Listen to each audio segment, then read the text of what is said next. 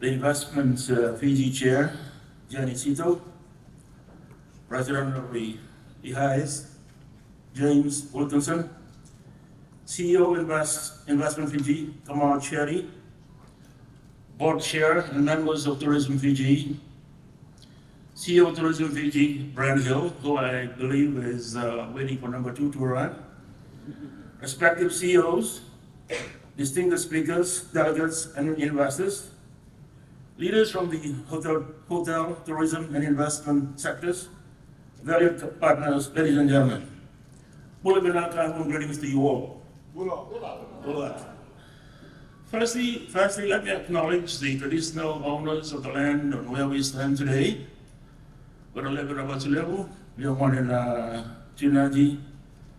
Their leaders, past, present, and emerging.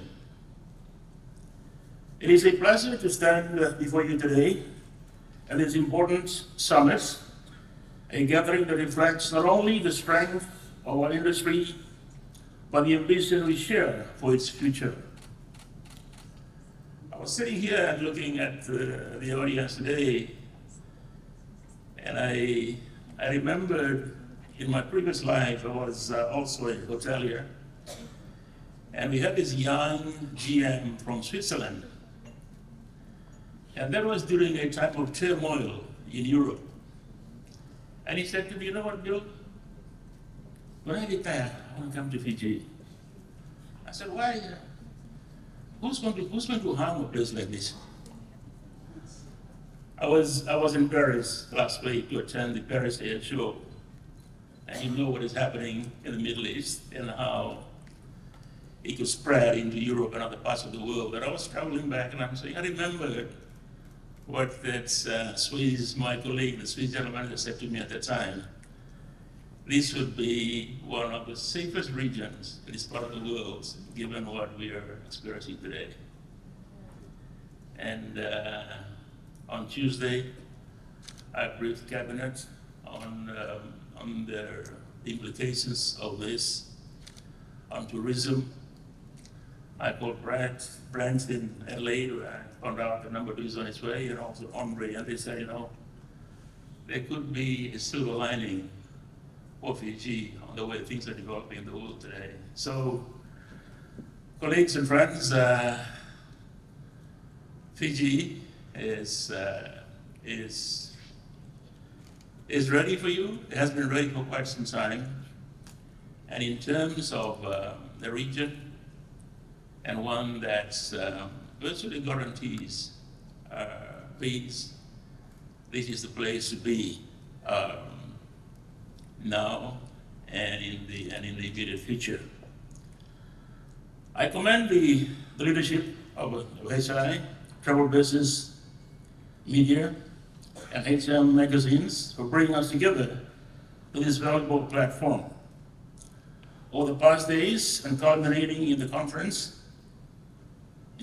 we've seen how real dialogue through the networking programs lead to opportunity and unity, which drives innovation. In Fiji, we live by the spirit of Viliame, helping one another. This isn't just a cultural value, it is the foundation on which we aim to build the next chapter of Fijian tourism. Tourism isn't just one part of the economy. It is the heartbeat of our nation. It contributes 40% of our GDP and supports livelihoods across every corner of the country. From the dedicated teams in our resorts, to the artisans, craft experiences in our villages, tourism brings us together. While you often speak in numbers, the real strength of our tourism lies in the spirit, in how it connects people, bridges cultures, and allows us to share the heart of Fiji with the world. For the police and governments, tourism is more than an industry.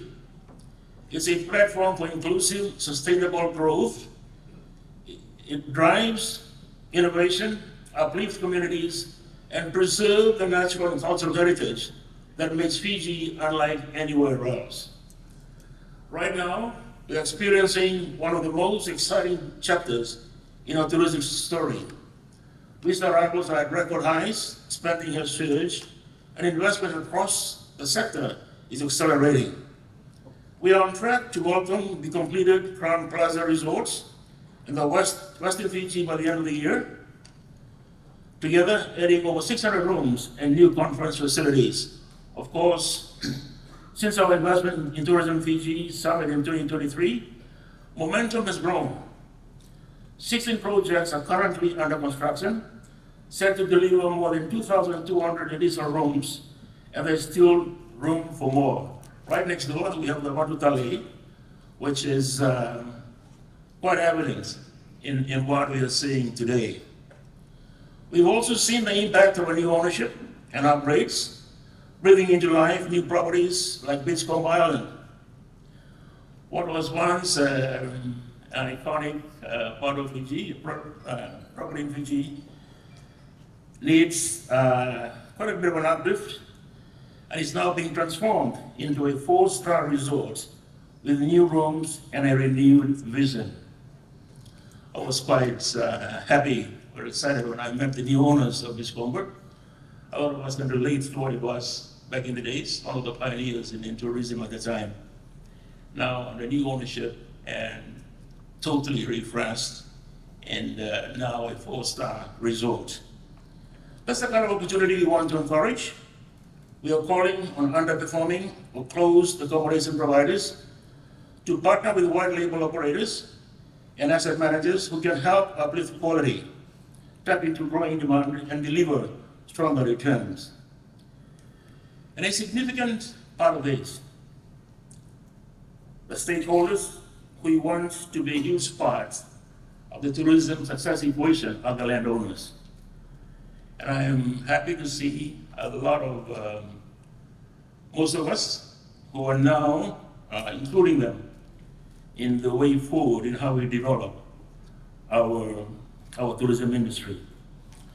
You may know that government is committed to developing the MSMEs in tourism, and you see a lot of activities now within our tourism industry where people engaging in tourism in the ways that they do relevance to their localities. As you may know, one of the challenges in Fiji today is what to do.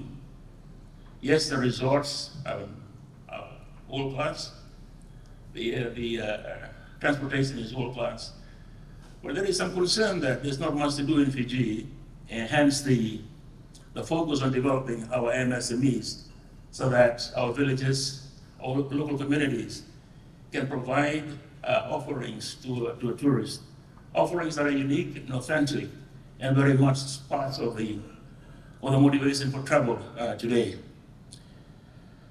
AHICE creates the space where ideas move from the conference hall into action. Over these past days, investors, operators, policymakers, and advisors have come together to share a new vision for the tourism industry that is competitive, sustainable, and resilient. We are already seeing ideas emerge, focus on sustainability, technology, community empowerment, and visitor experience. What we build will rest not only on infrastructure, but on relationships and trust. These human connections will define Fijian tourism in the years ahead. To guide this evolution, the government is advancing bold new policies. Our new tourism legislation, now in development, will create a modern framework to protect integrity of our sector, encourage green investments, and make sure tourism benefits all Fijians. For an industry that is 40 or 50% if you include aviation, there's no legislation for tourism. We have one for Tourism Fiji, but none for tourism as an industry. And that is being addressed right now, and we hope to bring it to Parliament and make it law before the end of this year. Through our National Sustainable Tourism Framework, we are aligning our strategies in global best practices, positioning Fiji as a leader in responsible tourism. It is not about adding layers of bureaucracy. It's about raising standards, building an industry that is innovative, inclusive, resilient, and ready to thrive in a changing world. We also recognize the broader geopolitical realities shaping our environment. Ongoing global conflicts and pressures on the global economy, especially in energy markets, bring real challenges. Fuel price hikes ripple across all sectors, not more so than tourism. We spoke about this in Cabinet the other day. And I think over the years, we have had a way where we found a solution around this surge in fuel costs. But I think this concern, but I think tourism has always found a way to continue to operate under those circumstances. As an island nation that depends on air travel, we are highly aware of how global shifts affect our connectivity and affordability as a destination. This is why gatherings like this are so important. They are not just networking events, but platforms for resilience. They help us anticipate change, share insights, and build partnerships that can withstand global uncertainty. In times like this, relationships built here can help stabilize markets and drive innovation. Through shared action, we can soften external shocks and keep tourism a steady force for growth in Fiji and across the region. I must also acknowledge the leadership of Tourism Fiji as the body responsible for promoting our destination. It continues to show vision and creativity. We'll find out tomorrow how much will be allocated into tourism marketing. It's an ongoing battle now between me and the people in finance and sewer. They somehow believe that people will come to Fiji. You don't have to promote the country. From campaigns that connect with modern travelers to partnerships that extend our reach and a commitment to sustainability, Tourism Fiji strengthens a global brand and assures Fiji remains known for warmth, authenticity, and excellence. The partnership between government, Tourism Fiji, and the private sector is a powerful driver of future growth. As we look to the future, I urge you all to leave this summit with a renewed purpose. First, collaborate boldly, break down silos, and build partnerships that can face global challenges. Second, invest in purpose.